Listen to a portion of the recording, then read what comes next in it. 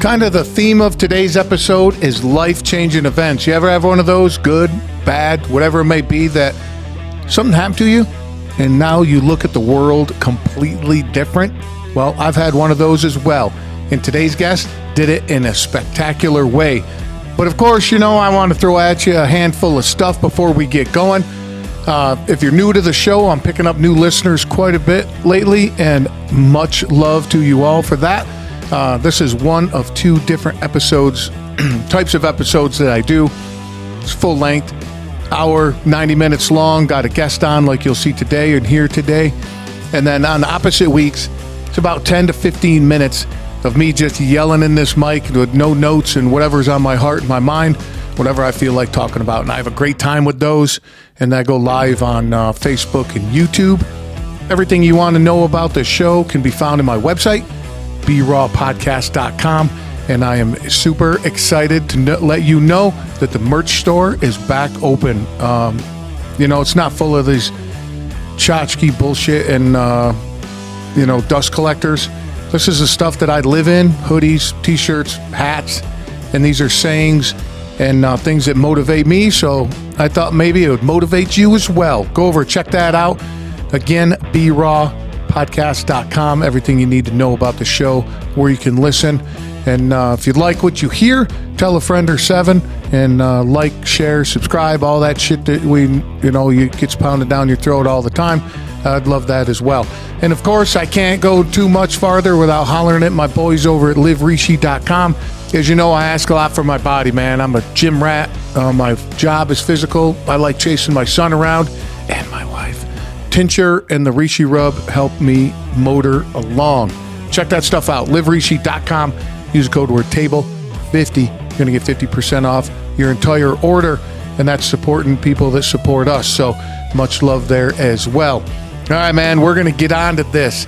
Chancellor, I just truly fucking enjoy talking to this guy, man. His energy is through the roof. Just great vibes all around. He is a football coach down south. They take that shit seriously, doing that and seeing those guys become men, which is cool. And he also teaches and coaches writing. So he takes aspiring authors and he works them through the process to help make those dreams come true. Super cool, right? But his life-changing experience, well, there's no way that I can even recap that. So I'm going to let him tell you all about it. Let's get to it.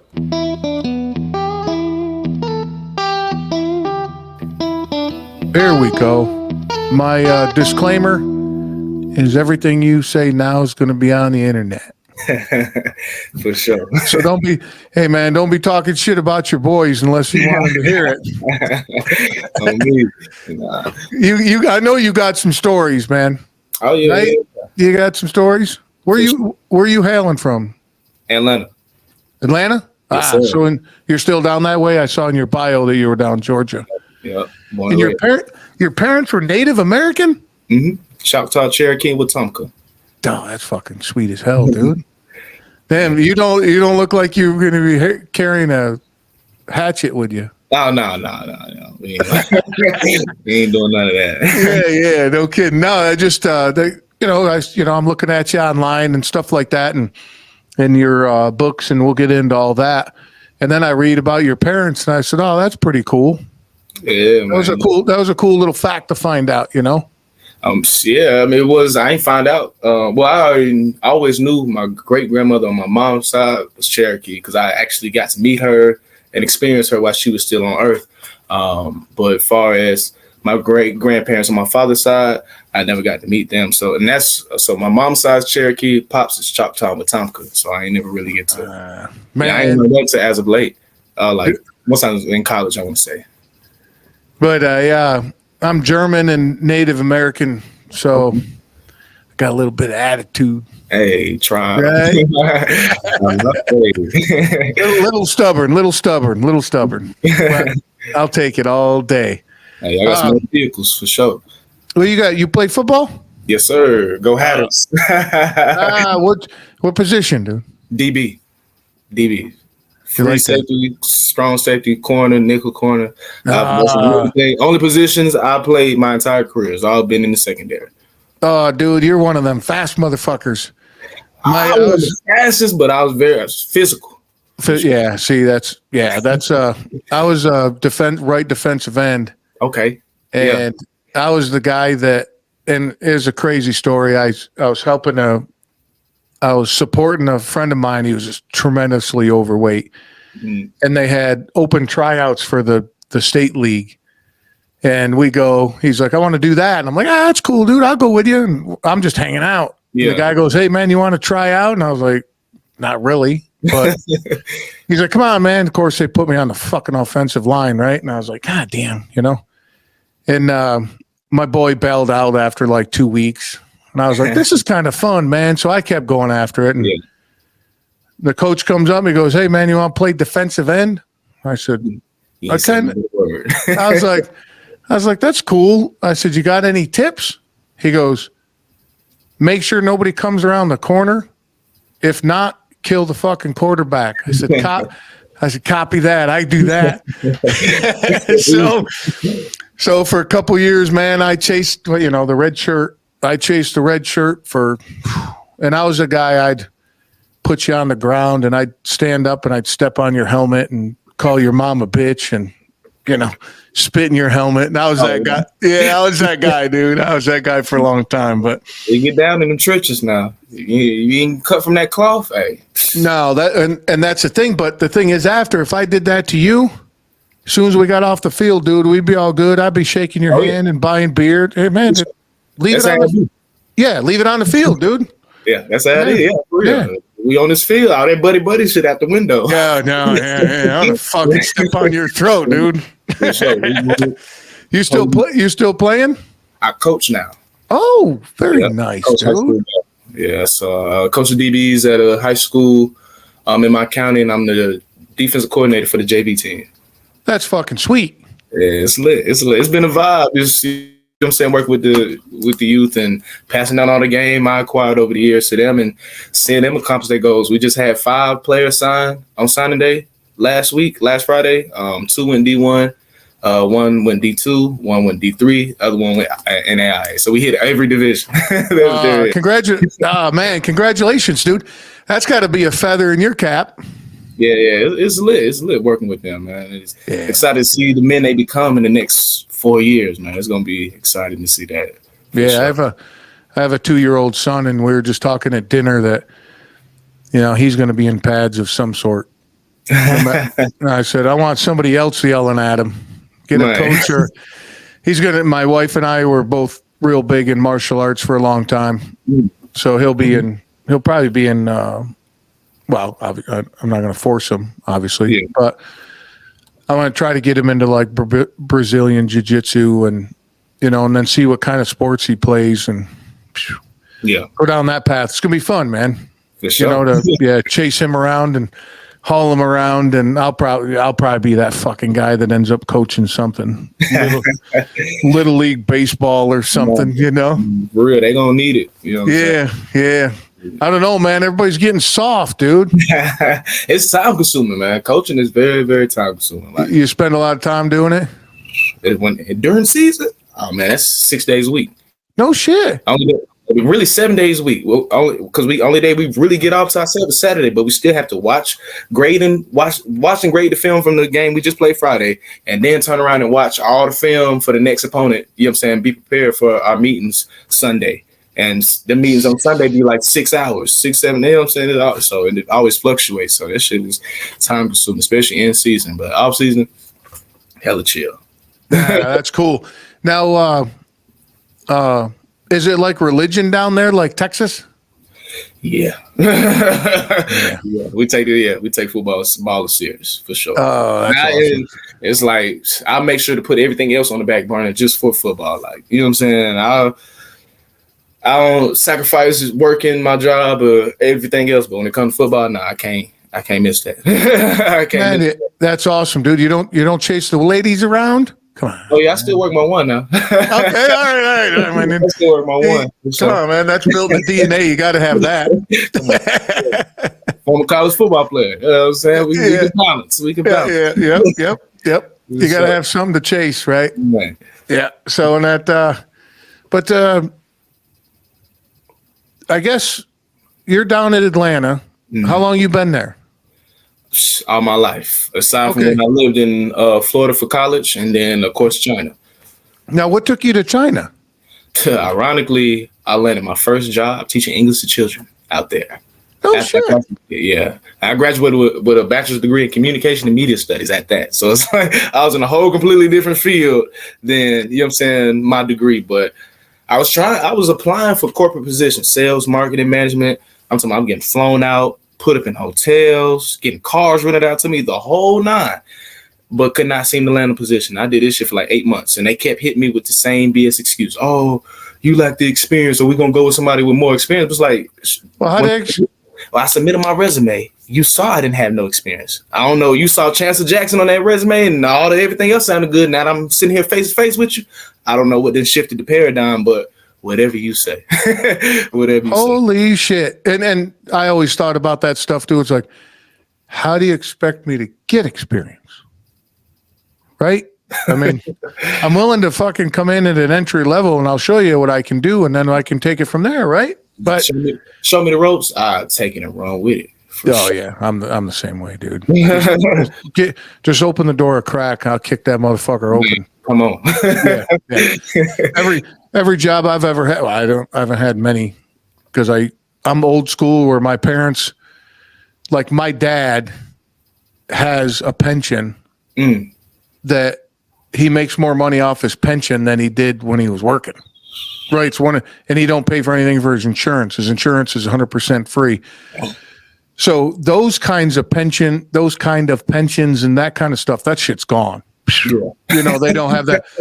But I grew up in that area. I don't know how old you are, dude, but I grew up in the area where you go get a job, you fucking stick it out for 20, 25 years and you retire, if not longer. Right. Yeah. But the thing is, though, that job, you retire with a pension and all that shit like my dad has, right? And that stuff, they don't do that. And people move around so much anymore. You got to kind of do your own thing. But I'm just changing. Especially, I'm 27, so my generation, I got underwear older than you. Fuck, dude, 27. No cap.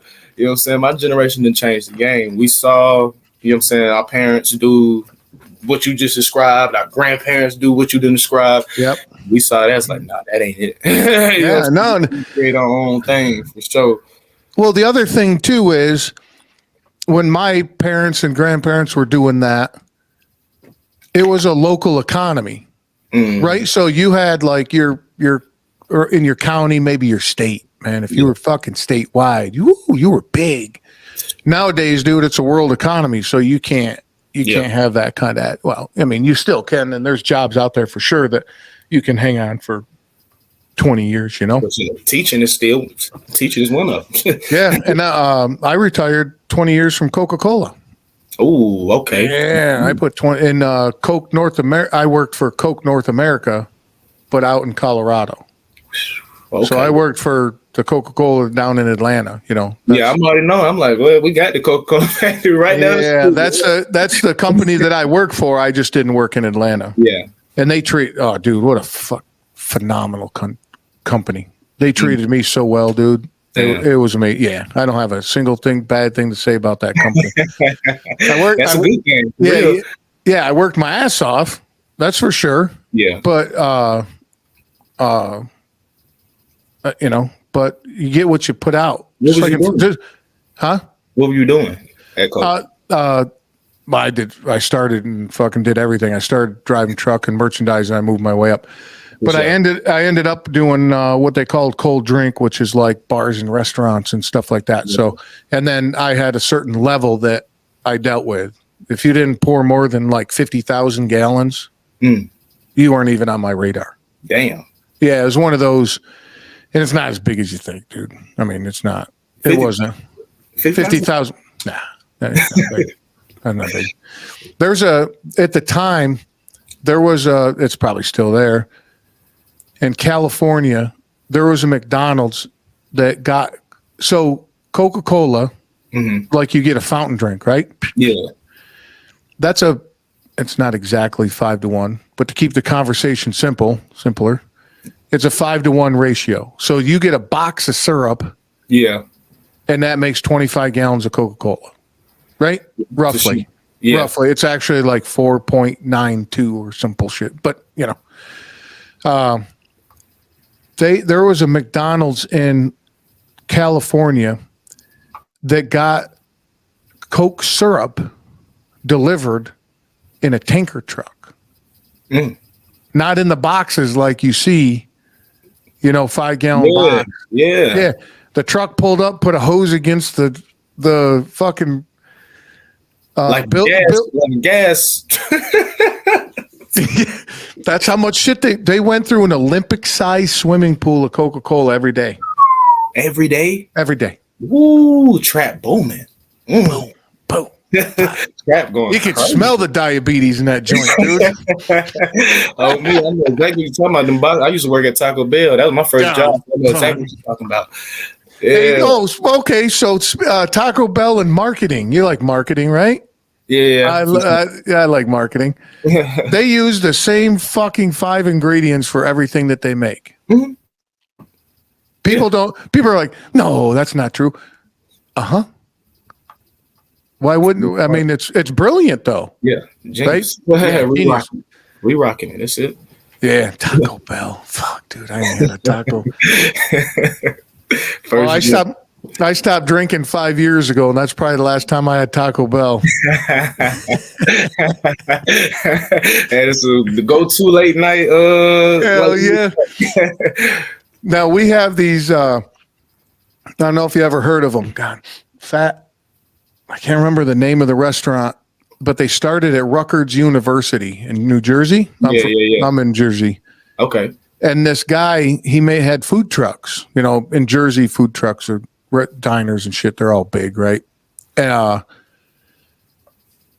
He would make these sandwiches. So it'd be a sub sandwich. It'd have chicken fingers, mozzarella sticks, French fries, all that shit on one sandwich. Damn.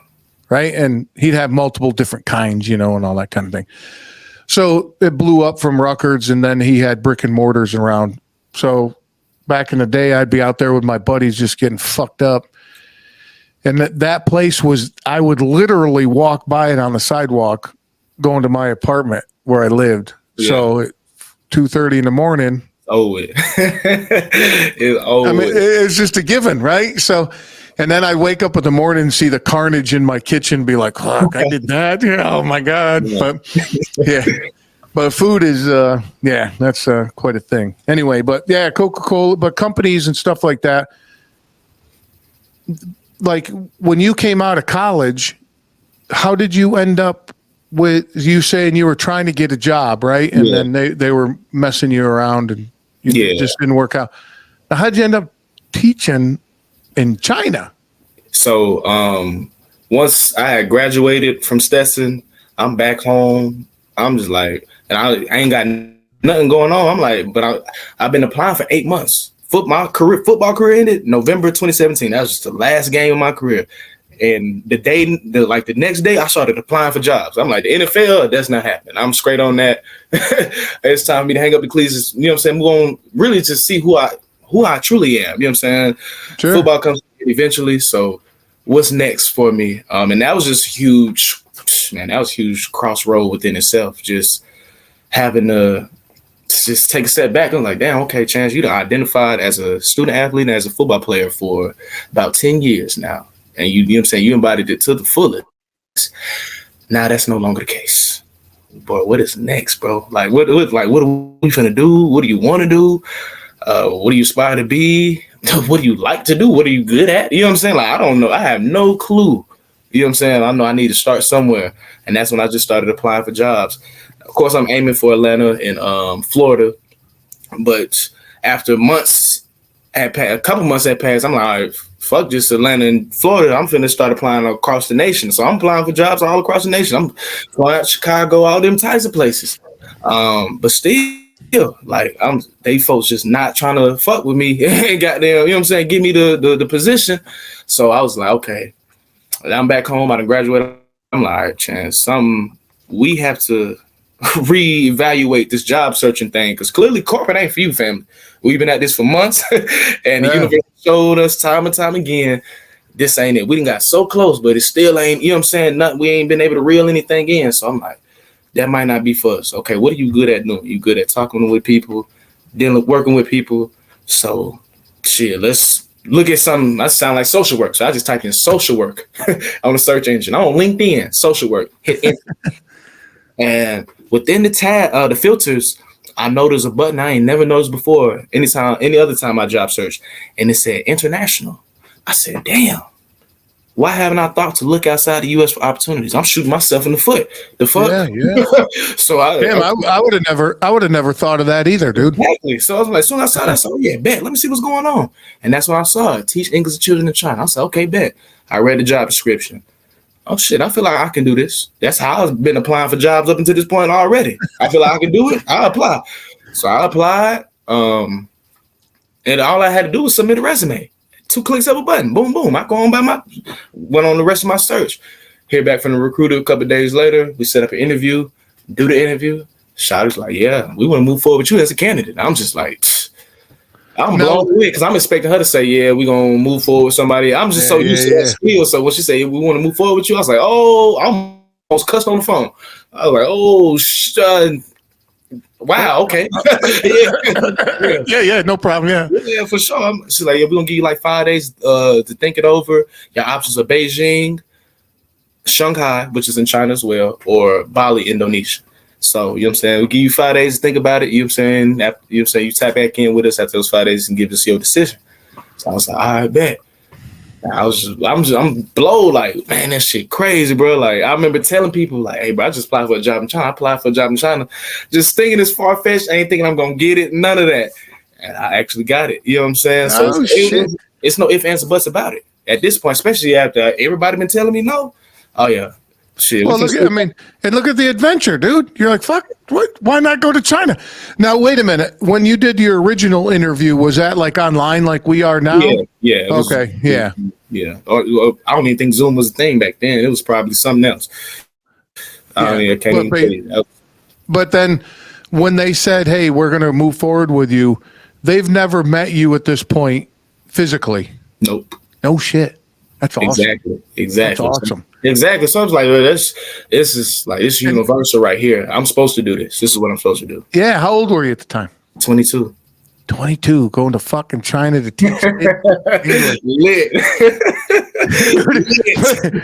When you recap it like that, you're like, oh shit. Yeah. All right. So now what they do? Call you back, or they say call us back, or they call you back in 5 days? Well, just, you know what I'm saying, for me to reach out to them via email or something. Or no, because we was using this app called WeChat, so that's China's version of WhatsApp. Yep. Yeah, it's their version of WhatsApp. So she was like, yeah, just hit me back up in 5 days. Let me know what you want to do and what city you want to go to. And I originally chose Shanghai because Shanghai is like the New York of, you know what I'm saying? So I'm like, hey, I'm from Atlanta. Let's go to the city. And she was like, okay, you can go to Shanghai, but you're going to have to pay for your flight. If you go to Beijing, we'll pay for your flight. Beijing it is. You should have said that from the jump. It's a no-brainer. Beijing, sign me up. Now, wait a minute. How much research did you do? I mean, did you completely? No. See, dude, my man. That's a shit I would do. I'd be like, what are my choices? This. Boom. Exactly. I was like, I ain't know nothing about Bali. So I'm like, that's automatic X. I don't know nothing about none of that. So I'm straight on Indonesia. But I'm like, shit, definitely. I've always been fascinated with China. In the introduction of my book, I flash back to a table conversation I'm having with my family at breakfast one Saturday morning. I'm like 7, 8 years old, probably younger than that. And my mom asked my brother and I, she said, what's 3 places in the world y'all want to go? And I make sure that we go. And I instantly said, China. She like, why China? Yeah, the all places, why China? Only logical reason I had at that very young age. That's where everything is made. That's the only one. Wow. That's where everything is made. You look at the back of any product where it say made in China. I want to go to the land where everything is made. You'd be going to Mexico now. See?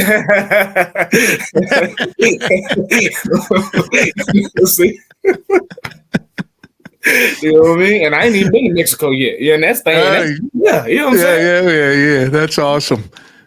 So then you just throw everything in a duffel bag and go? So it was a 3 month long process to get our visas. So I got hired in like July, and I wasn't scheduled to enter China till October 10th, 2018. So that's when I entered China. So once I got hired, I was like, well, shit, if I'm going to be being around kids, let me go ahead and get used to working with kids. So I found 2 jobs at 2 different elementary schools in my county. One as an after school program counselor, and the other one was the lunchroom monitor. So I'm like, that's 2 good fields. I get to see these kids outside of the, you know what I'm saying, the academic curriculum when they really gonna be turned up for sure. Yeah. You know what I'm saying? I'm gonna get a great feel. So, and just stacking up as much money and tapping in with it, you know what I'm saying, as many people as I could before I embarked on the journey. You know what I'm saying? And then of course, I took it upon myself, started learning a little bit of the language. I ain't finna go out there and not know nothing. Right. Then, of course, got my certification in teaching English as a foreign language. So once I did all of that and the visa was cleared, they bought my plane ticket. And shit, October 10th, man, 2018, I was in China. And with Atlanta being one of the biggest airports in the country, that was that a direct flight? No, it was we flew from Atlanta to Seattle, and then from Seattle to Beijing. Seattle, huh?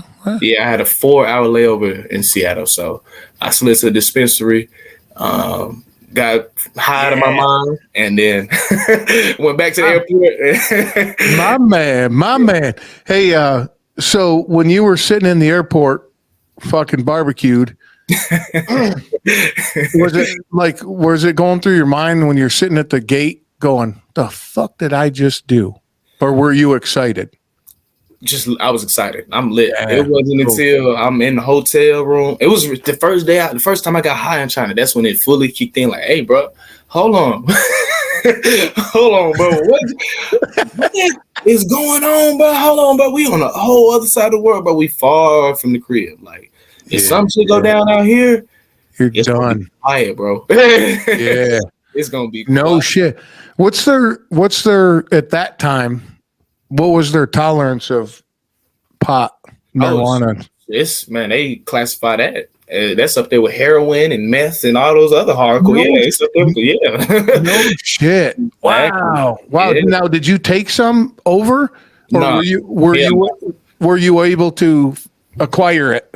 I was able to acquire it, but initially I didn't even think I was going to be able to find it. I'm like, that shit is non-existent over there, so I'm not even really pressed or worried about it. It wasn't until I got to the actual school I was working at, and then some of my coworkers, my other teachers, was like, "Hey, bro, you smoke?" I'm like, "What you talking about?" Because these folks smoke cigarettes out here. So what you talking about? They're like, smoke. I'm like, for real? It's like that? Man, it was a wrap after that. Where's the line start for that? Man, it was a wrap after that. You know what I'm saying? So, started tapping in with them. Oh yeah, I was lit the whole time I was in China. No cap. China was the best experience by far. To be in a foreign country, living, being young. You know what I'm saying? This is a big adventure. Everything's a big adventure. So it was a blast. I had a blast. Even, you know what I'm saying, those 14 days. That's the last 14 days of the whole experience. You know what I'm saying? In comparison to the amount of time I was actually there, that good, that way, that bad by a landslide. So all in all, China was lit, man. Now, how long? And we'll get into that too. But how long were you there and teaching before that happened? 6 months. 6 months. My contract was a year. I was supposed to do a year. I only did halfway through. That's pretty sweet, man. So I imagine you have just incredible amount of stories. Like when you got there, like where's the bathroom? Right? I mean, or was there, did a lot of the people speak English? So were they able to communicate with you? Hell nah. Like it's a surprise to come across a Chinese person that if they can speak a little English, okay, that's good. But if they can speak just a little bit, they be so shameful to even try because they're not strong in it. They won't even really try to engage in conversation with you just because, you know what I'm saying? They ain't trying to embarrass themselves or shame themselves. But if they fluent in it, oh yeah, they'll talk your head off. But for the most part, nah, Most they ain't speak no English unless I'm with other foreigners. They're the only people I speak English with. You know what I'm saying? So now I ain't talking. Can you still speak the language a little bit? EDN, just a little. Just I'm talking about basic. I mean, it was very basic back then, but it's like I knew enough just to move and groove. As far as having a full in-depth conversation, it's quiet. No. But so like your life outside of the school though, did you meet some people and hook up and go out and population was big in Beijing. Beijing is the capital of China, so of course it's a lot of you're gonna find Beijing, Shanghai, Hong Kong. That's where you're gonna find most of the foreigners at. You know what I'm saying? Without a doubt. So it was a huge foreign population, not huge, but a decent size foreign population, especially in comparison compared to the Chinese population. There's billions of them.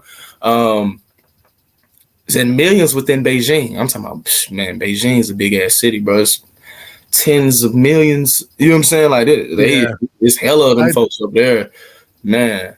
When I was in Colorado, I picked up an executive from Coca-Cola. He flew in from Atlanta, and I said, "Hey, you fly in from Atlanta?" And he goes, "Yeah." I go, "That's a big airport, huh?" He goes,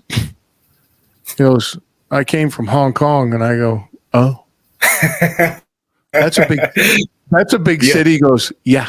I go, all right. Well. But and then, so here you are working during the day. What are you doing on the weekends? Like, so at night and on the weekends, what are you doing? So with the company I work for, we specialize in teaching English as a second language. So we're not an actual like academic school where you learn math, science, and you know what I'm saying, all the regular subjects. So with us being pretty much like a training center, our busiest days are Saturday and Sunday when the kids aren't in actual school. You know what I'm saying? So weekends was dead. You know what I'm saying? I'm at work. But my weekend, quote unquote, was Wednesday and Thursday during the week. Oh, okay, now, sure. Now it's lit during the week now for shit show, especially going out. Man, a club promoter or a party promoter that work at a club, you get in free. Whoever else you showed up with getting in free. Y'all get in a section for free, and they bring in unlimited bottles for free. Brown, white, champagne. They bring it, and all they want to do is just use your likeness to promote. You know what I'm saying? Hey, look, we got foreigners partying with us. Come party with us at Club. Come on, wait a minute. Come on with it. Cheese. Come on with it. No shit. All right. So wait a minute here. Now, did club promoters come find you and say, "Hey, you're a foreigner. Come to my club"? No, it was you had to be in the clubs for them to. You know what I'm saying? Find you. Okay. All right. I went to the first club we went to was a hip hop club. Jaden Smith, Will Smith's son, was performing there. So we went there and. That night was crazy because we was fresh in Beijing, we was definitely within the first 2 weeks.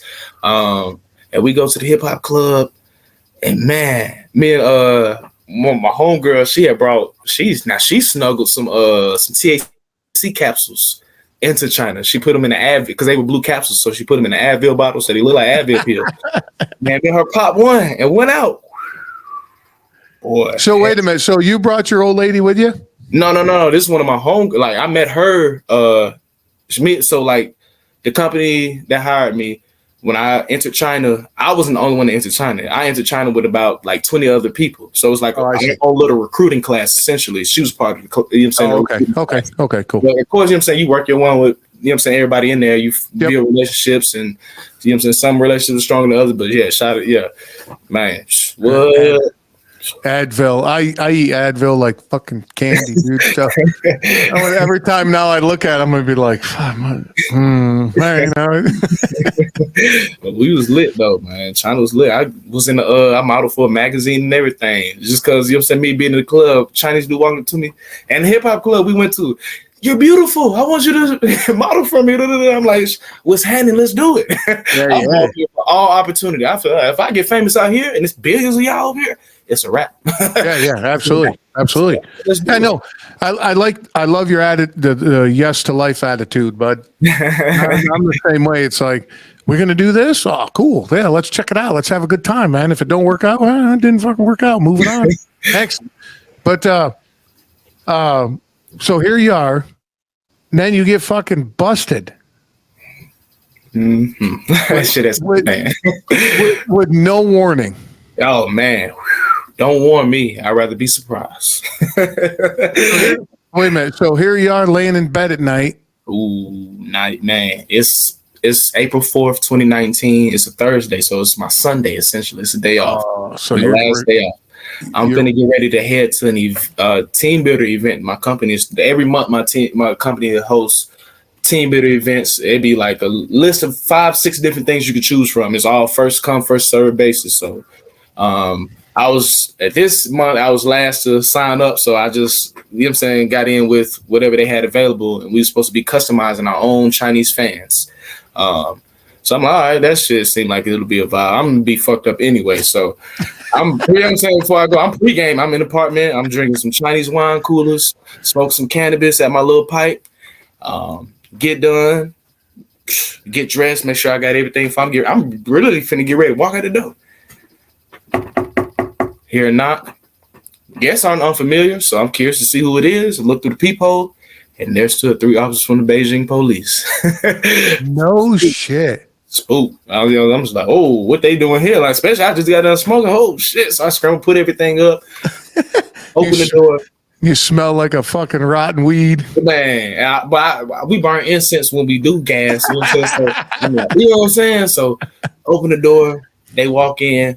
The officer in front, he's talking to me. I have no clue what the man is saying, and it's written on my face. I have no clue what he's saying. So he takes out his phone. He speaks into he pulls out a translator app. Speaks into the app. Shows me the translation. Are you on drugs? Hell no. I'm from Atlanta, aka the city of finesse. You live by the finesse. You die by the finesse. Drugs? What you talking about, family? Who this guy is? Nah, I don't know what you talking about, man. I don't know nothing about none of that. He speaks the app again. Are there any drugs in the house? Family, where are you getting this information from? Passport? Let me go grab my passport. Passport? Yeah, let me go grab my passport because you got me confused with somebody else. So I go grab a passport, my visa, apartment contract. I grabbed all my documentation, put it in there. It's like, this is what you need to look at. I don't know what you talking about. You know what I'm saying? This is who I am. This is what type of time I'm on. So he sit down, he going over the documents. The other 2 officers, they just scoping the place out. You know what I'm saying? Time passes. Another officer enters the apartment. He has something in his hand. I can't make heads or tails what it is. No, I'm not really putting too much energy trying to figure out what it is. I'm just trying to figure out how the fuck am I going to get out of this? How am I going to finesse this situation? You know what I'm saying? How am I going to get out of this? So he hands the item to the officer that I was originally speaking to. And that officer communicates to me that I need to pee into the cup. So it's a drug test right there on the spot. I was like, yeah, it's over with. Exactly. I started shaking my head. I said, it's over with. They put the little strip in there. Not even. But all you got to do is pee into this cup.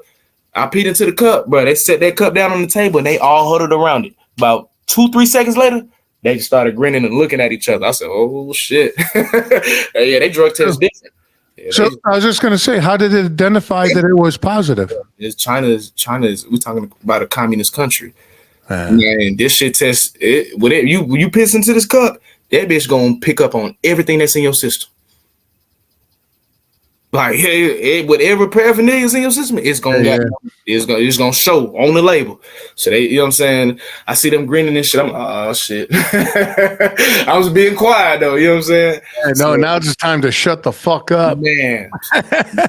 Now out of nowhere, seemingly, but it's like 8 officers in the apartment. I don't even know where these folks came from. It's like 8 of them in the apartment. One in particular speaks English fluently. He's questioning me about failing the drug test. Where I get the weed from, if I had any more, you know what I'm saying? Blase. So, like I said earlier, I'm from Atlanta, the city of finesse. You live by the finesse. So every question this man is posing to me, first thing that comes to my mind, I'm just blurting out. I ain't really thinking about it, nothing. You know what I'm saying? Mind you, I'm still high as Orion. The moment is big. We in the fog of war. I'm pissing down my leg, yet still trying to keep my composure. So we going back and forth, and I'm just shooting the shit with this officer. Once he realized I wasn't gonna give him anything that he could work with, that's when he was like, all right, you know what I'm saying? Straight up, you know what I'm saying? We know what's going on. You know what I'm saying? It's over with. So I'm like, all right, bet. I died by the finesse. Mm-hmm. I listened to finesse another day. Now I gotta hold myself accountable. So I fessed up to it. They confiscate everything, throw the cuffs on me, walk me out the building, set me down in the police van. And now I'm just sitting there in just disbelief what all that just took place. Because I'm still high. I'm like, bro, what the fuck just happened? Like, what is going on? And I'm like, man, this is a fucked up trip. Man, what's happening for real? And I'm like, I don't know how this thing finna play out. But hey, sit tight, you finna learn soon enough. Yeah. So we get to one precinct. We're there very briefly. Get back in the van. Now we're riding. I don't know where the fuck we're going. Nothing is being explained to me. I'm not asking no questions either. And then 30 minutes pass, 40 minutes pass, however, and we arrive at another precinct. Exit the car, enter the premises. They had me change clothes. Then they throw me in a holding cell. And they come and get me shortly, you know, it's about 20 minutes later, and to do my official interrogation. Now, this is dramatic within the book because they take me to the basement of the precinct and to this white room. And in this white room is this all metal chair that looks like an electric chair. They walk me to the chair and they open it and they just looking at me. And I'm looking back at them. I look at the chair, look back at them, look at the chair, and then look back at them like, y'all really want me to sit my ass down in this type of chair? And they like, hell yeah. So guess what I did? Sat my ass down. Fuck you talking about? Yeah. Now, was there a drain in the floor, dude? That would have been, you see where I'm going with that? I don't even know. So like, I was looking at this chair looks so crazy. I'm like, that's all my focus is. My focus on yeah. Like, bro, y'all really want me to sit down in this chair? And they like, yeah. Yeah, I'm like, they ain't even say it. They just looking at me like they waiting on me. I'm like, shit, fuck it then. Sat down. This thing like my chins, thighs, waist, chest, and arms all in the one place. The only part of my body I could move is my head. So I did my whole interrogation locked in this chair, just like this here. But up until this point, they gave me plenty of time to come up with a good story to finesse their ass. So I gave them my fabricated story. It was one officer asking all the questions. The other officer was sitting there transcribing the whole thing. So once we got done, the officer that was transcribing, he brings the transcription over to me to read and review. All this shit is in Mandarin, so I have no clue what the shit says. But they said sign it, I sign it. Say thumbprint, I thumbprint it. And they released me from the chair. So I bet. We go upstairs, do a mugshot handprint, and they throw me back in the holding cell. So now I'm just sitting here reflecting. I'm still high as fuck, reflecting on everything that transpired today. What, you know what I'm saying, at the apartment, what I could have did better in that phase, during the interrogation, what I could have said better. I'm just like reflecting, replaying everything, trying to just come up with different scenarios. But regardless, with me failing the drug test, I was going to end up in the same predicament. So I was damned either way. But hours and hours, as time is passing, you know what I'm saying, the sun's fading. Now my high is finally coming down. I'm fading in and out of consciousness. So I'm just trying to find the best position to be in while I'm still handcuffed. Trying to catch some Z's. So the whole time you were wearing handcuffs? Man, I'm handcuffs in the holding cell. I'm the no shit. Oh, everybody else free as can be. I don't know what handcuffs, but you know what I'm saying? I didn't think they would keep you in handcuffs in the cell. Man, in the cell, I'm still in handcuffs. Me and another Chinese cat. When he sat right across from me, me and him both was handcuffed. Me and him both had on red vest. So I was killed. Okay, so what did the red vest mean? And why me? Why is me and him the only ones handcuffed? You know what I'm saying? I don't know. I lost you just for a second. So the guy across you had you and him had a red vest on and were handcuffed, and you were the only ones with a red vest on. And handcuffed. Everybody else, they got neither. You know what I'm saying? So I'm curious, like, what does the vest mean? Why me and him the only ones handcuffed? You know what I'm saying? Because he looked like he's younger. He was definitely younger than me.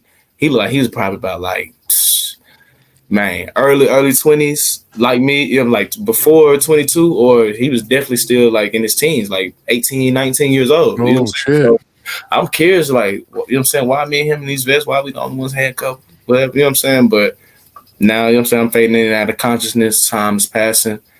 Hours done pass. You know what I'm saying? They come get me from the holding cell, walk me to the lobby, bring my bag of clothes, send me to get dressed. I'm like, oh shit, I bet. You work with these people, your energy good. Hey, everything work out in your favor. So now I'm waiting on the next set of orders. I'm following them through this door, down the hall. Now I enter this room. I can only assume this is some form of evidence room just because I see evidence bags everywhere. No sense of organization or structure. It's just hoarded. Just, you know what I'm saying? Just shit everywhere. But in the middle of the room is a table.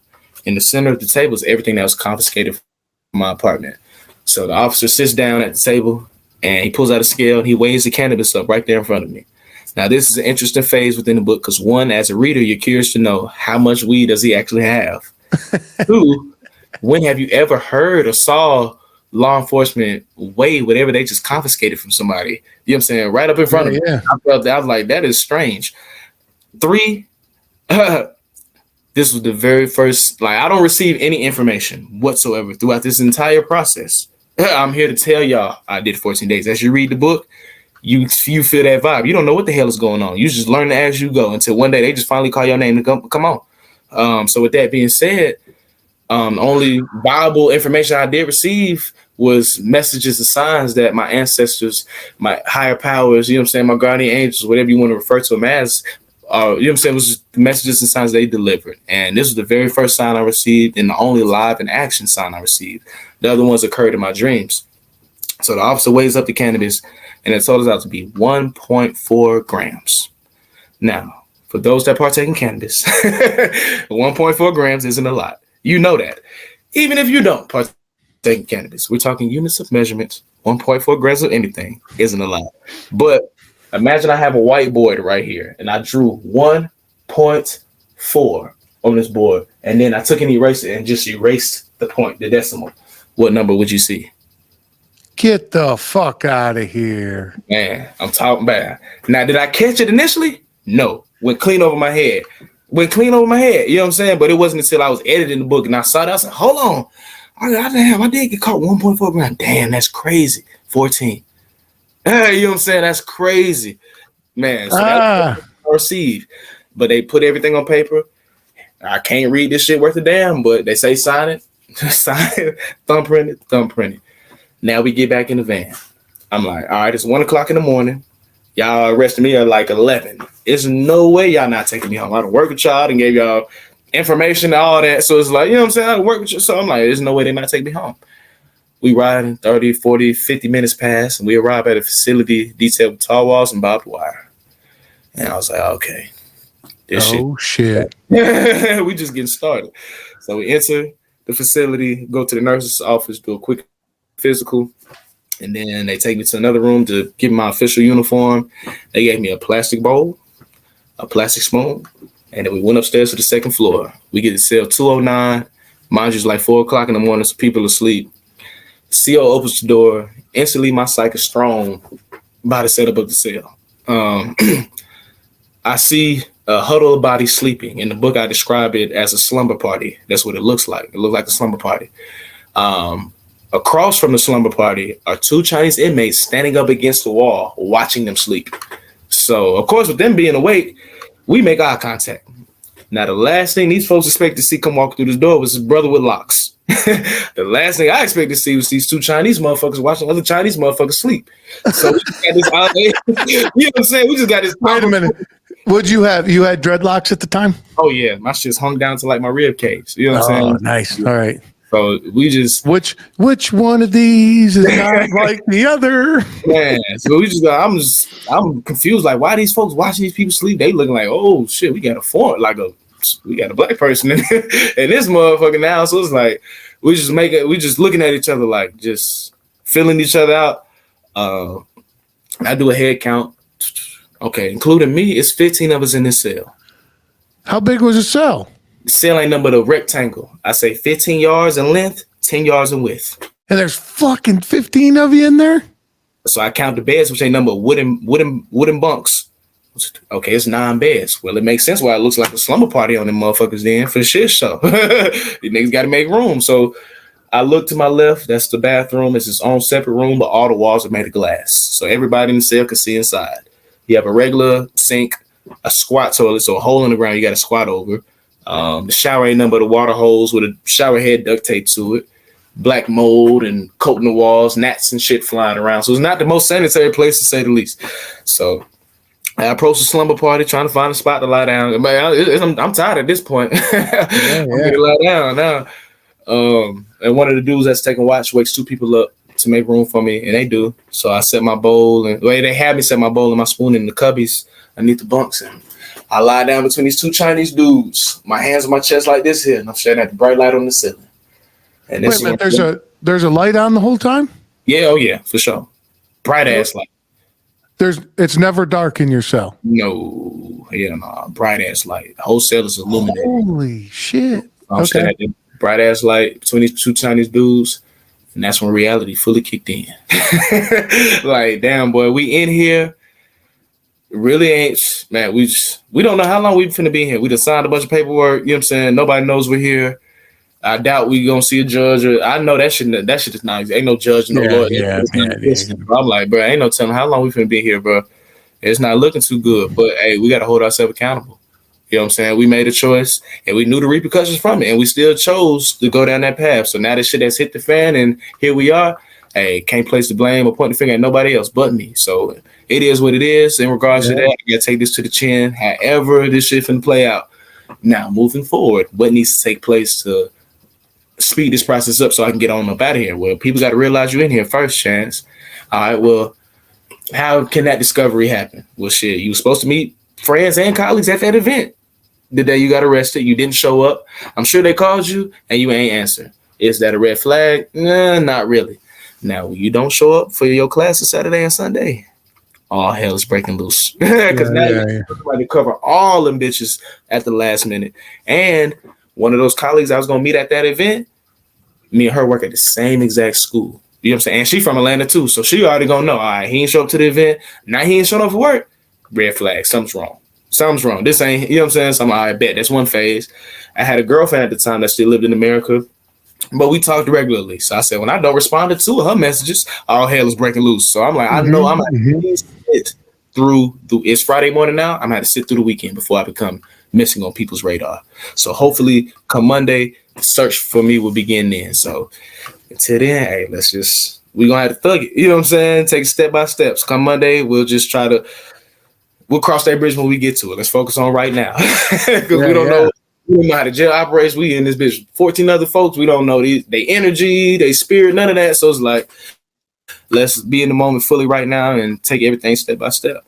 But yeah, bro, we locked up 24 hours a day, 7 days a week, 15 minutes in one cell, 9 wooden beds, 3 soups a day. And literally all I had was that one plastic bowl and that one plastic spoon for 14 days. God damn, dude. So they didn't let you out for quote unquote exercise or and you were fed in the cell. Mm-hmm. They bring the food. The chef come by, you know what I'm saying? He makes his way through the jail with all the food on his little cart, and he pours the soup we have buckets in the cell, so he pours the soup into our bucket, and then somebody, the captain of the cell will elect somebody to serve the food to the rest of the cellmates. So yeah, but we don't leave that bitch, bro. Man, were you at the bottom of the food chain there? Which really the first, you know what I'm saying, the next morning, which it was about 4:00 in the morning I entered the cell. So every single day we up at 6:30. So I only got to sleep for probably about like an hour, if that. So I'm, you know what I'm saying, I'm up with a bright light on. Exactly. Exactly. So, and of course I don't know how anything works. I don't know what's going on. So I'm like, shit, I'm finna just sit back and just watch. Cause I don't know how. I'm finna sit back and watch, see how these folks, see how this shit work. So I see how, okay, everybody grabbing food. Everybody done got theirs. All right, now I'm finna go up there. Because now, you know what I'm saying, make sure everybody did what they did. I grab mine and, you know what I'm saying, of course, the people, you know what I'm saying, they see me now. Everybody awake, they see me. Everybody trying to talk to me.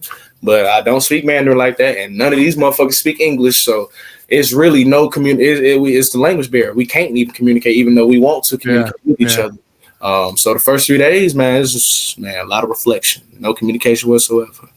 You know what I'm saying? But you know, I definitely ain't feel no ill will or no malicious intent from any of the other cellmates. I could just tell they was just this probably a lot of their first times having a person of color in proximity, and they really utilize the opportunity. Like, let me learn as much as I can about y'all. You know what I'm saying? While you here, and that's the vibes I was getting. They just want to know as much as they could, but we couldn't even communicate. And then you just sat there in silence. For real, bro. Like, I mean, they got TV on, but it's fucking we in China. I don't know what the fuck this shit is. I don't know what's going on. So I'm literally just sitting on my ass, reflecting for 72 hours. God damn, dude. Oh, me. That's a mental challenge for sure. Oh yeah. I can just tell them, like, okay, yeah, this prison shit out here is straight. It's straight mental. Like, it's mental and physical in America, but I'm like, this shit straight mental. Like, here they really trying to. You know what I'm saying? Oh, they're breaking you spiritually at that point. Yeah. They trying to get you for sure. And if you ain't built for it, whoo. But the thing is, did you ever find out why, like, they were all sleeping and two of them were watching? Well, does that make? I don't know why two people have to take watch throughout the night, but that's one of the rules of the jail. I didn't learn that until like day fucking 4. You know what I'm saying? Day 4 or 5. I'm like, okay, why do people? Because I moved. So the first cell I'm in, only foreigner, only English speaker. On day 4, chapter 4, I moved to a whole new cell, and now I'm amongst other foreigners. Just only 3 of them. One is a Russian dude from Russia. He only speaks Russian and Mandarin. Other is a California. Chinese American from California. He speaks English and Mandarin, of course. And the third foreigner was a Brazilian from Brazil. Of course, he speaks Portuguese, English, and then Mandarin as well. So now I have people to talk to, and now they're filling me in regards to just how the jail operates and how this process works. I still have no clue how long I'm going to be here, but ironically enough, everybody else knows all their information to the fullest detail. I'm the only one that just wasn't explained, and nothing was explained to. You know what I'm saying? But that's what makes my story what it is. Yeah, but so the other guys, like, what were they in for, and like how long? They knew what they knew what they were in for. Yeah, the Chinese American, he was locked up for weed, just like me. The Brazilian, he got locked up for teaching. Oh, get the fuck out of here! I love saying that part because people are like, "What?" So I'm like, "Yes, I said the same thing." I mean, and how long was he locked up for? Was he informed that, okay, man, you're in here for X? Chinese American, they sent to me 5 days. The Brazilian, they sent to me 10. How much they sent to you? Oh, shit, nigga, ain't nobody tell me nothing. I don't know what the hell's going on. I'm just in here. The guy for teaching spent 10 days in jail for teaching. No shit. What was he teaching? English. Get the fuck out of here. That's a foreign language. He just wasn't on the right visa doing it. He was still on like a tourist visa, but they locked him up for that. Yeah. You know what I'm saying? God damn. But still, though, I'm like, what, bro? That's crazy, bro. Like, dang. But yeah, man. So wait a minute. If he was locked up for, well, how long? The other guy with weed, how long was he locked up for? They sentenced him 5 days. So with foreigners, you're sentenced a certain amount of days. That don't mean you're gonna do those certain amount of days. Yeah, sure. You're gonna do a little bit extra for sure. But yeah, Chinese American was sentenced 5 days. So did he have 0.5 grams on him? He was with he was with some friends at their house, and they had it. So they was like, shit, let's do it. You know, he wasn't opposed. He from California. He's like, oh shit, let's do it. You know what I'm saying? Let's get high.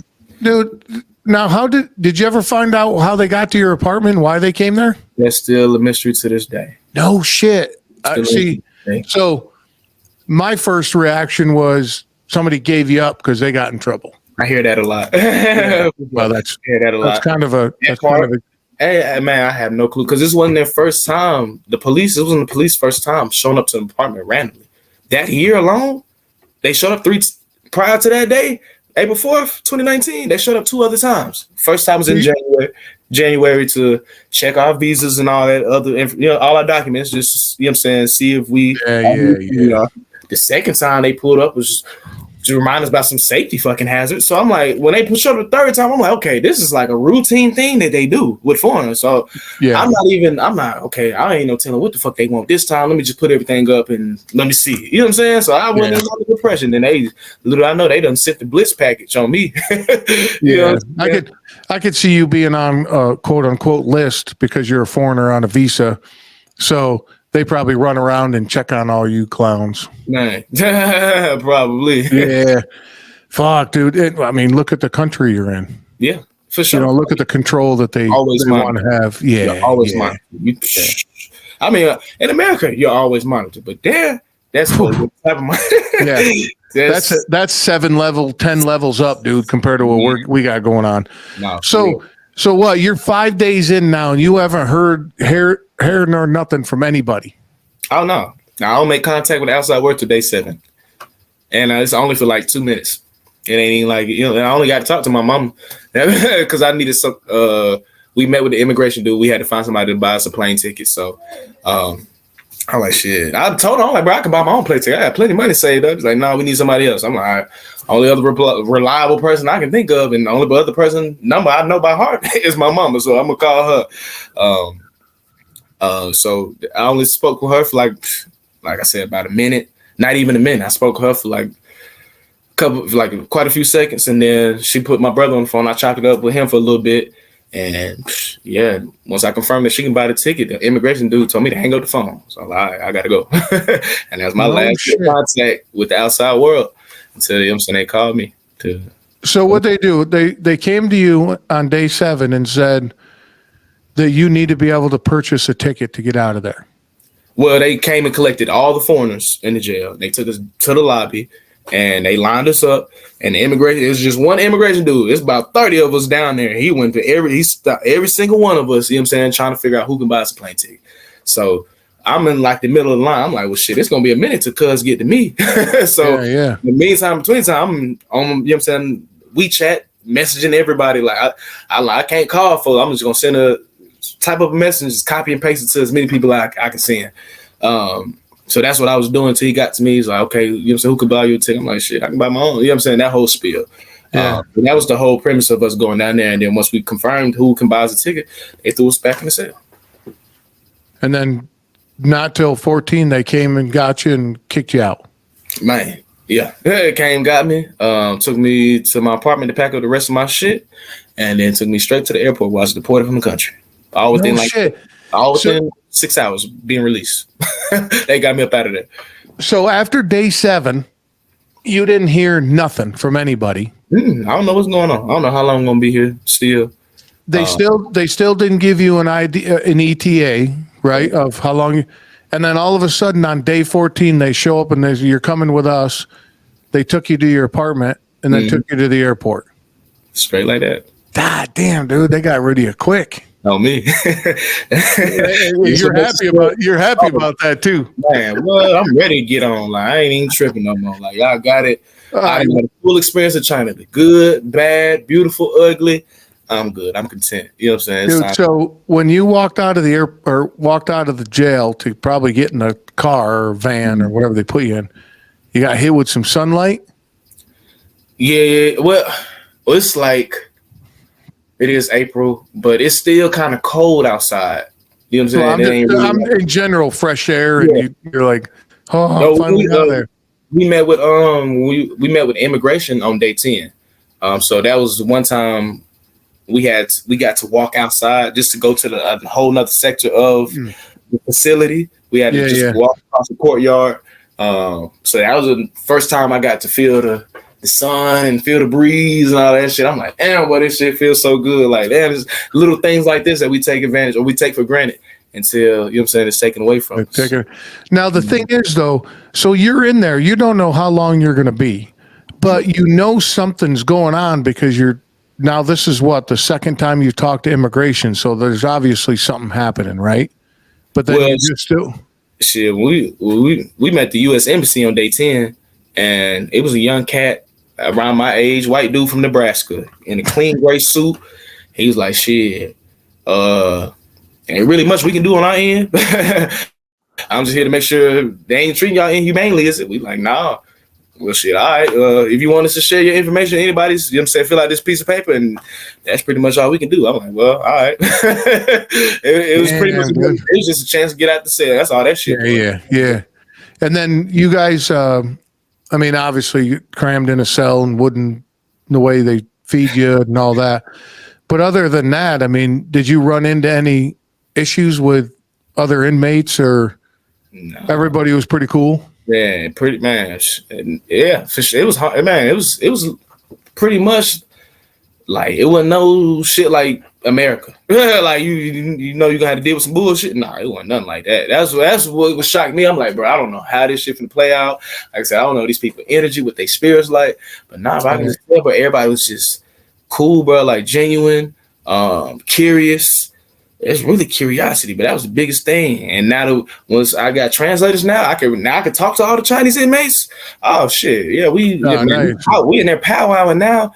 But I can just tell, bro, these folks don't know nothing about anything when it comes to foreigners. But we can sit here and say the same thing in regards to us, our knowledge of them. So it's like shit, we're both ignorant as hell. So let's use this time to educate each other. That's cool. You know what I'm saying?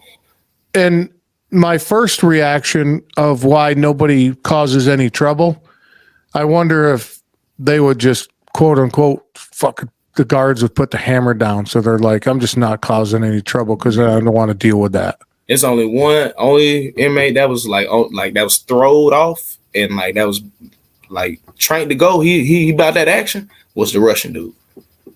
Nobody fuck with him. Nobody fuck with him. Even the guards. We not allowed to lie down during the day. Only time you allowed to lie down when it's nap time or bedtime. Aside from that, you either sit down on the bunks or your ass is standing, but you're up.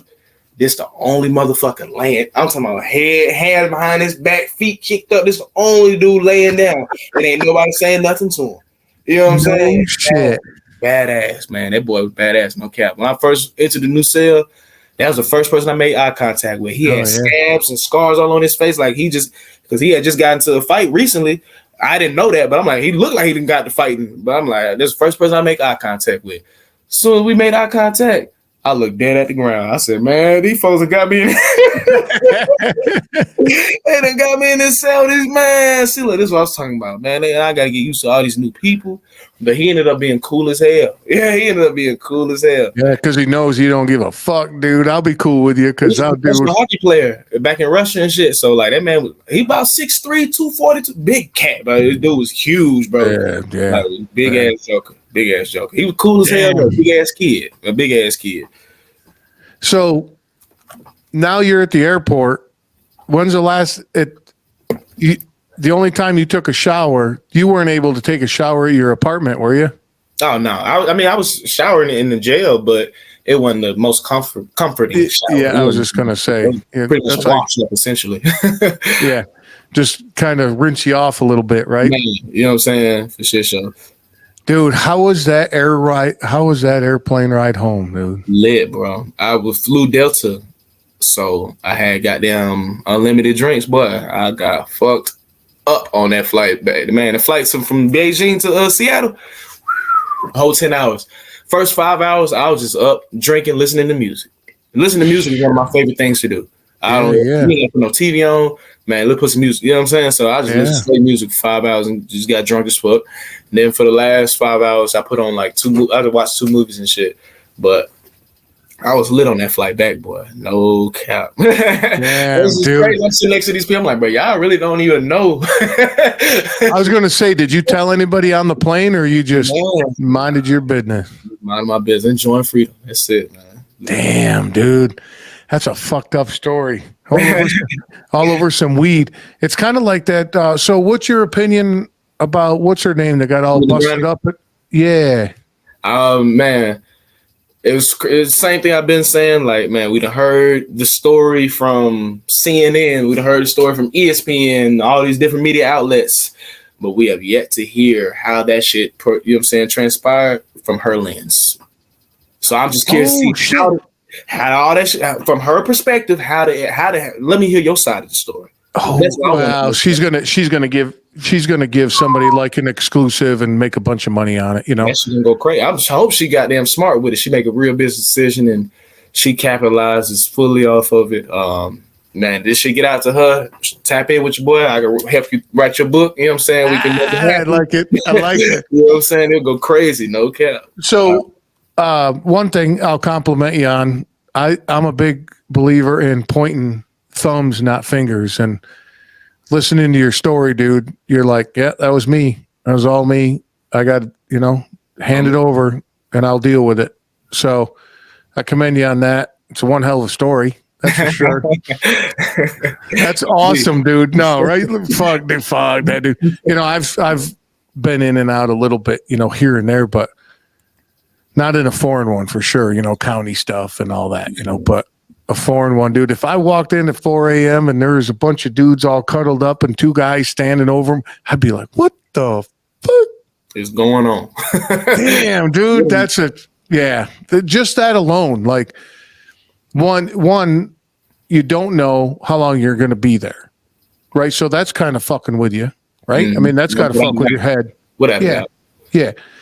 And then, I think it was China or Japan. I always write up I call them I put up these posts on my Instagram that I call them no shit.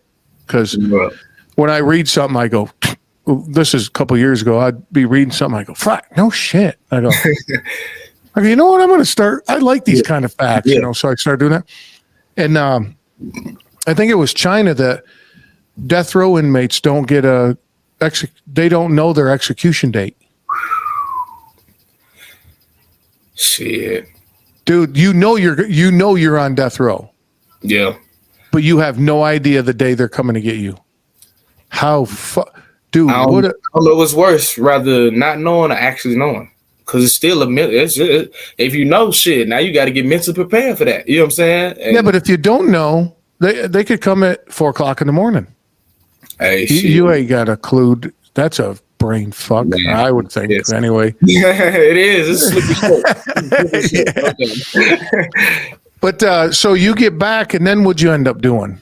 So I'm back in America, and it's pretty much a clean slate. Like, you know what I'm saying? I'm just lost my job. You know what I'm saying? Of course, you know what I'm saying? My money's still in China. And then the girlfriend I had at the time come back home, find out that shit's not what it is no more. So I'm like, oh damn, bro, I'm down bad, bro. Like, now, wait a minute, did you get your money back from China? Did they pay you? I eventually did. Okay, for sure. Okay, cool. But it took a minute though. But I was like, man, I was down bad. It was rough that first 2 weeks, man. I'm like, damn, bro. I thought that getting locked up was worse. That was bad, man. I feel like being home for the first 2 weeks, that shit was worse than goddamn being incarcerated for real. So just trying to figure out, okay, bro, how we gonna bounce back from this? You know what I'm saying? We done took a major L, fell flat on our fucking face. You know what I'm saying? We gotta dust ourselves off and, you know what I'm saying, get back moving. But it's like, shit, what we gonna do? You know what I'm saying? What's now? How we gonna bounce back from this? And it's essentially the same boat I was in when college football came to an end. You know what I'm saying? Yeah. But the only difference is I got experience now, and not just any type of experience. My experience on the other side of the world. So I'm like, okay, this shit definitely gonna open up doors. You know what I'm saying? I just still got to figure out what it is I want to do. You couldn't have told me I was gonna be teaching when I applied. You know what I'm saying? When I got hired to do it, that's just some shit I just got hired to do. So I'm doing it. So I'm like, shit, I don't know I still don't know what it is I want to do. I did a lot of reflecting when I was locked up. I still had no clue what it was or what it is that I'm like, what's gonna be my end all be all? I still don't know. That shit gonna come with time. So I was stuck with the teaching shit. I'm like, okay, your foot is already in the door with this, so let's continue to capitalize on this. So I still was in education, fell into coaching football over the summer, and then I started writing 14 Days in Beijing that summer as well. And what sparked 14 Days was one of my partners I was kicking it with. I grew up with, me and him been best friends since 6th grade, and he was a published author before we graduated high school in 2014. Oh, wow, that's pretty cool. And he was like, hey, bro, you should write a book about your experience. I'm like, shit. But that's a great-ass idea. I don't even know where to start, but that's a great-ass idea. Yeah. He took it even further. Took my phone, went to my notes section, left me a 5-layer outline, and I just started filling it in. And with me doing that, I caught a flow for how I wanted to tell the story. And you know what I'm saying? It took me 4 months to write the whole story, and I moved it from my notes to a Google Doc on my laptop so I can type it up. 4 months to write the story, and then additional 6 months just getting it, you know what I'm saying, edited and perfected for publishing. And, you know what I'm saying, on April 4th, 2020, the anniversary date, I released the very first version of 14 Days in Beijing, and I was ranked the #1 new bestseller in 3 different genres. Dude, congrats on that. Writing a book, that's a thing, man. I mean, I am not I like writing. I'm just no good at it, right? Did you self-publish? Sir, all independent. That's awesome. All independent. All money. Now is that what do they call that? Print on demand? Yeah. Or did you have to buy a bunch of? No, it's print on demand. Okay, yeah. Shout out to Amazon. No cap. yeah, no kidding, right? God bless capitalism. Man. For real.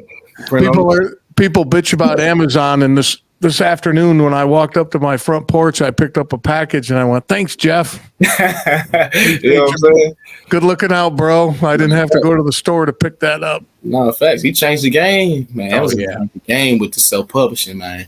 Yeah, big time. Changed the game, bro. No cap. Yeah, technology picked on cab drivers for a while there, with Uber, and then authors too, because then with self-publishing and what's going on now, kind of beat up that industry. Yeah, that shit. And dude, rightly so. It was well deserved to beat all that up. I mean, you got 4 people that run the whole thing. Fuck that, dude. Yeah, and they got one to say so and dictate everything about you. When it's all said and done, your book won't even be what it is. You know what I'm saying? So it's like Amazon gave the power back to the authors, back to the creators, for sure. Yeah. Is the book still doing well, or? Yeah, shit. I think I just looked it up just the other day as ranked #7, and like ranked #7 in one of the genres.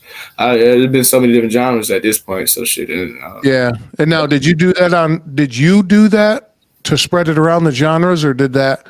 You organically set up everything. You are full, but it's yours now. This is it's a creative project for you. Oh, dude. You know what I'm saying? It is full throttle. It is big as you want to make it and go as far as you want to take it. It's all depending upon you. Good for you.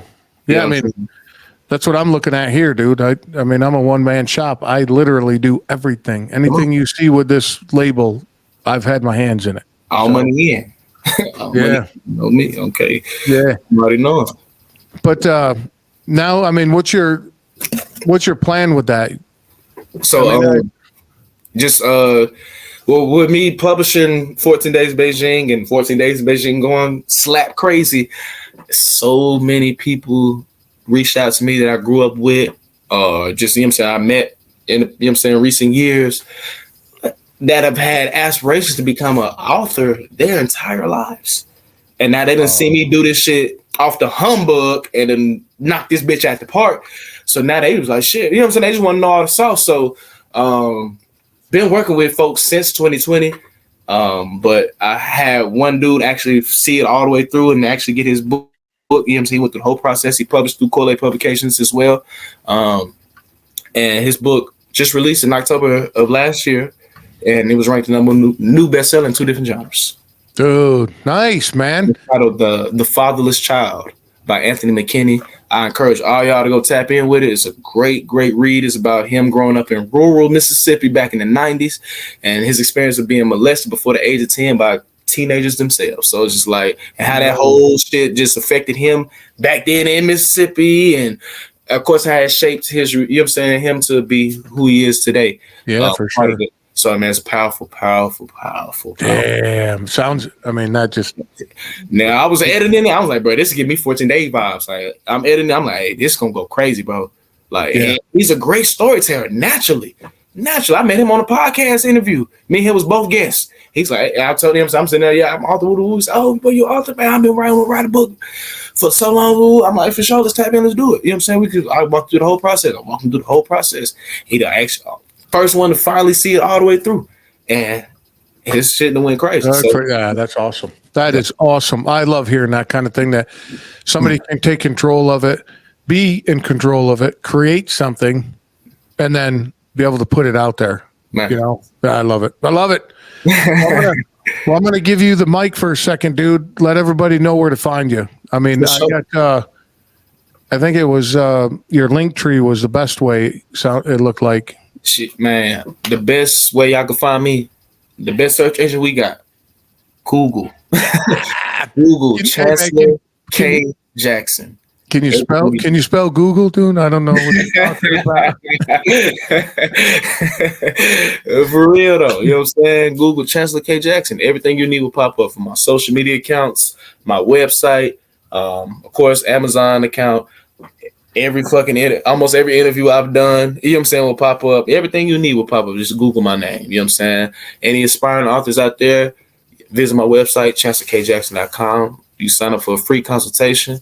We could tap in, see if, you know what I'm saying, we could work together and, you know what I'm saying, see if the universe aligns and, you know what I'm saying, we bring this, your project to fruition. For my non-readers out there that don't really like to read, but you're interested in embarking on the 14-day journey, I have the audiobook for 14 Days in Beijing available on SoundCloud, YouTube, Spotify, Anchor, and Apple Podcasts, and I'm narrating the book. It's a vibe. Oh, that's awesome. Yeah. For sure.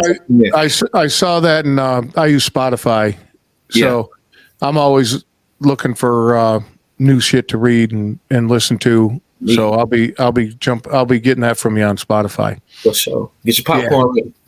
What's that? Get your popcorn ready. That's all I can say. No, I'll be driving down the road, dude. I'm on the road. I'm on the road all day. No, dude, I just got a fucking first-hand account. Come on, man. But it's gonna be far more detailed when you look. Hey, good. That's what I'd like to hear, man. So I ain't touch on shit for real. Yeah. It's far more detailed within the story. As this should be. It should be a little. Hey, man, go get the fucking thing. No, for real, right? But I'll have all the links in the show notes, man. So people will be clicking on that. And you got anything else, bud? Yeah, man. I want to leave y'all with this message. It's from Nipsey Hussle. For y'all that don't know who Nipsey Hussle was a mogul, philanthropist, philosopher, serial entrepreneur from South Central LA. You know what I'm saying? Rolling 60s Crip, well known for his music, of course, and his clothing line. And the message is long-winded, running through this life like it was mine. Never settling, but setting every goal high. 1,000 burpees on the path to my own self-destruction or success. But what is a mistake without the lesson? You see, the best teacher in life is your own experience. And none of us know who we are until we fail. They say every person is defined by their reaction to any given situation. Well, who would you want to define you? Someone else? Or yourself? Whatever you choose to do, homie, give your heart to it. Stay strong. Dude, fuck. Dude, that's I ain't got nothing, dude. We're gonna end it. That was amazing, dude. I ain't following that shit up, dude. That was awesome. God, man, we're gonna get out of here, dude. Thanks for coming on, bro. Yeah, appreciate you, man. Shout out to everybody that stayed in tune for the whole episode. Big shout out to y'all, man. Y'all the real MVPs. No cap. Shit, look at that. All right, so I want to know what part hit you the hardest. Hit me up on social media. Would love to hear about that. Me, it was imagine having the lights on for 24 hours a day. God damn. All right, man. We just scratched the surface of what really happened. Check out Chancellor. Link in the show notes where you can pick up his book. It's a quick read, he says, and nothing but good vibes from this dude, as you can see. So he would love to hear from you. Hit him up. All right, man, I'm going to get you out of here because I know you got shit to do. But don't forget, my website, BeRawPodcast.com, and check out the merch. Would love to have you look over that stuff. And my boys over at LiveRishi.com. Good, high-quality CBD product. And I'm hailing you from the state where the drive-in movie was born, New Jersey. All right, man. Till next time, don't act cool. Be cool.